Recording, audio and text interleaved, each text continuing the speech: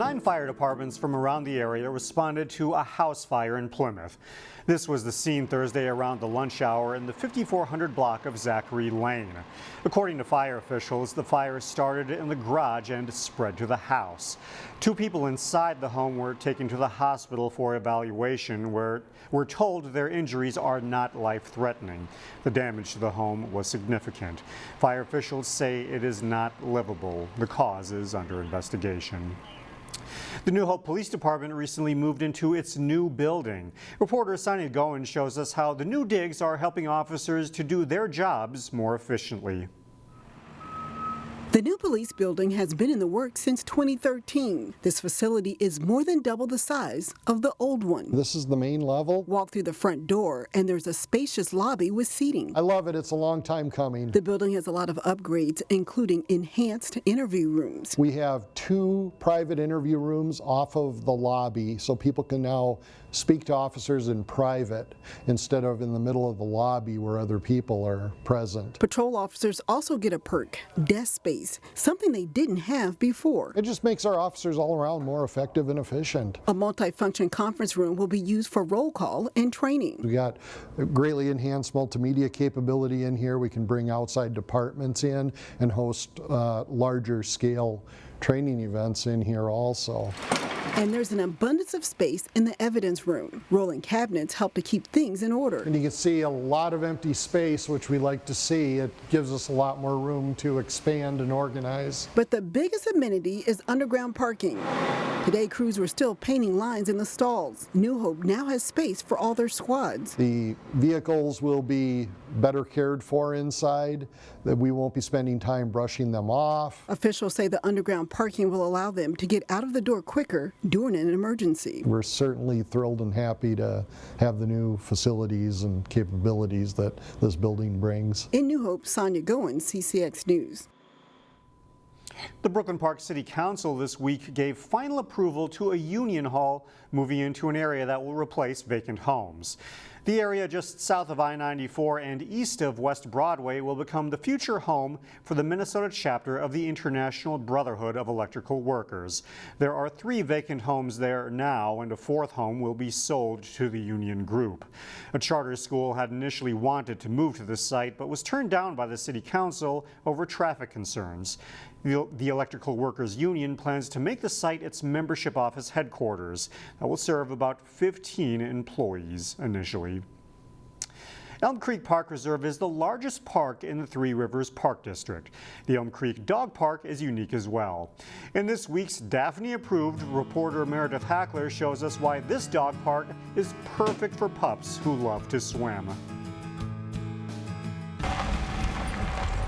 The Elm Creek Dog Park is 29 acres of fenced-in trails and natural land where dog owners can hike with their pups off-leash. We have paths for walking through, but also some longer grass for the natural experience for the dogs. We want to make sure people have an area, if they have a small or frail dog, so they have a separate area that's fenced in, and that area is kind of more of a flat mowed area, more visible and smaller, so you know exactly where your dogs are. And having the option to hike with your dog as well as keep them in a more controlled environment is why this dog park is the most visited of any in the Three Rivers Park system. Some dog owners come every day. We come just about every day. We call us the 2 o'clock gang, and it's a bunch of old folks. And we walk around the whole park sometimes. But that's not all this park has to offer. Go get it. Now, one great thing about this dog park is this reservoir. And another good thing about it is it's really not that deep. So if your dog is not a great swimmer, they can still enjoy the water. The best part about the swimming area is that it's fenced in. So if you don't want to deal with a wet dog, you don't have to. But as you can see, Daphne just loves the water way too much for this dog owner to say no. And while there is a fee to use the park, it's $6 for a day or $45 for a 12-month pass.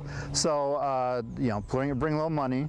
Or else get your pass ahead of time, and then you don't have to worry about buying the fee on site. The welcoming community of dog owners. Whoever wants to show up and play ball and run around is another reason the Elm Creek Dog Park is Daphne approved. This weekend, there's a chance to view how some Plymouth residents planted a seed for future gardening ideas. Look at my dill. I did not plant this year. It's all self-seeded. I believe in the sustainability, in the regeneration of plant materials and them being resilient. Nearly 6-foot-high dill is just one of the sites waiting for visitors to Heidi Highland's Plymouth Garden. It's one of the stops on the Gorgeous Gardens of Plymouth tour this Sunday. Highland's landscaping stresses sustainability with an eye toward beauty and functionality as well.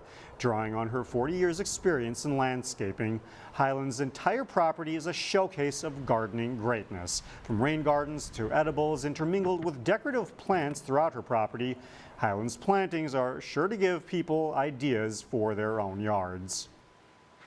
Yes, this is a lot, but I do it professionally.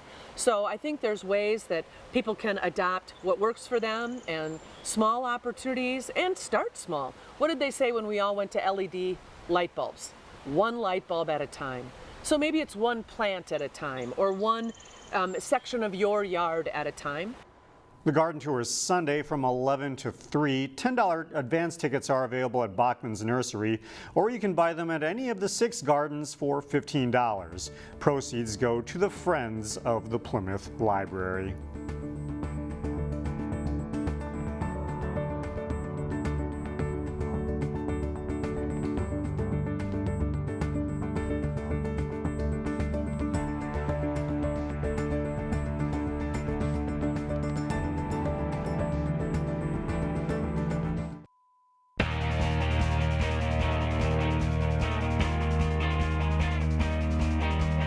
The landscape around the rodeo grounds is changing rapidly, but the Hamill Rodeo is still going strong. The 39th edition of the rodeo runs Thursday through Sunday at Corcoran Lions Park. CCX Sports' Jay Wilcox spoke with Rowdy Dorweiler from the rodeo.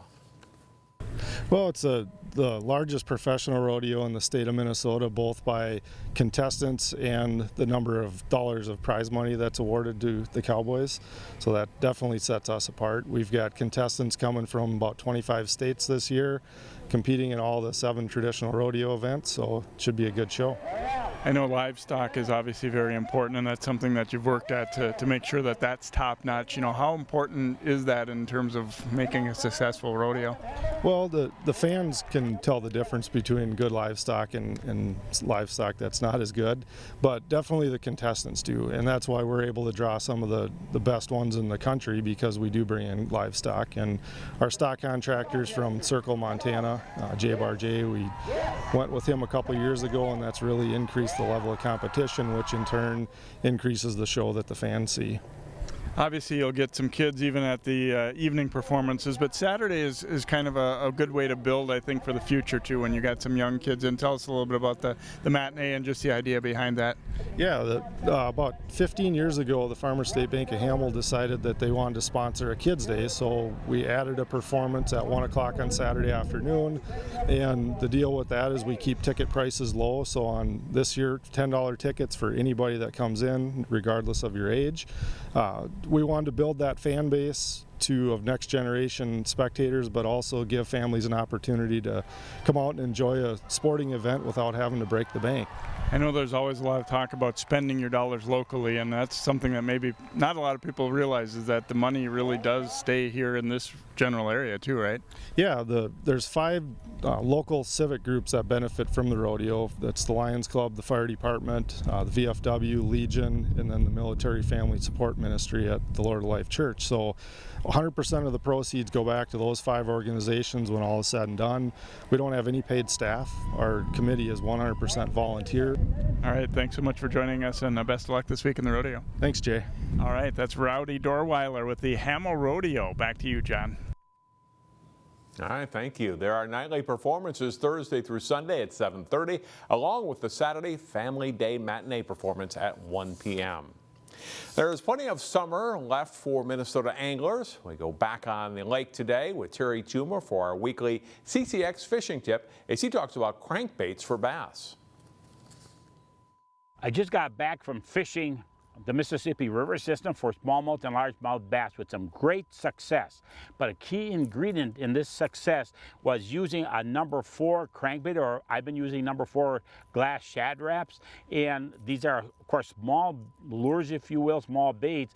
But someone was asking me, well, those fish are that shallow? No, I really felt that they were not that shallow, that what they would do is follow that all the way up to halfway to almost 3/4 of the way to the boat, and then they would strike that crankbait. But along with that too, I do use a spinning rod and reel with number 8-pound test mono or fluorocarbon line to gain the distance. It's too difficult to gain that casting distance with a bait caster. But the other key ingredient, when I would cast out parallel to the area that was fishing, the riprap areas. Also, this pertains to weed lines. You want to cast parallel, you want to cast at angles, because then you're going to keep that crankbait in the strike zone of where those fish are at. The other key factor in catching these fish was cranking that handle on that spinning reel so slow that I would be able to see or feel with the vibration of the crankbait. A great way to catch bass, not just on the river system, but throughout the whole largemouth and smallmouth fishery. Thanks, Terry. And that is all for sports today. More news on CCX right after this.